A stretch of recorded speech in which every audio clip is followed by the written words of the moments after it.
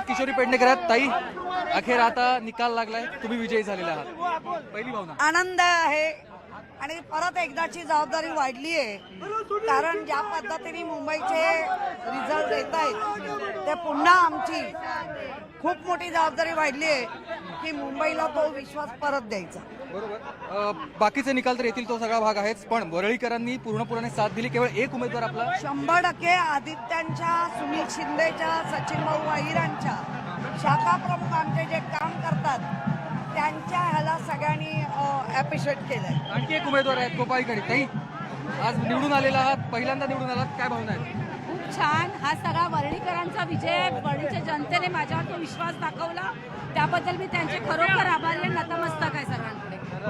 हा विजय आपण बघतो आणि त्यानंतर सगळ्या उमेदवारांच्या विजयानंतर प्रचंड जल्लोष शिवसेना उद्धव बाळासाहेब ठाकरे पक्षाकडून हा सुरू झालेला आपण बघतोय. आणि जनतेनं जो काही पाठिंबा आपल्याला दिलेला आहे त्या जनतेचेच हे आशीर्वाद मानत त्यांचे आभार या दोन्ही उमेदवारांनी या ठिकाणी मांडलेले आहेत. व्हिडिओ जर्नलिस्ट उमेश यांच्यासह सुमित सावंत, न्यूज 18 मुंबई.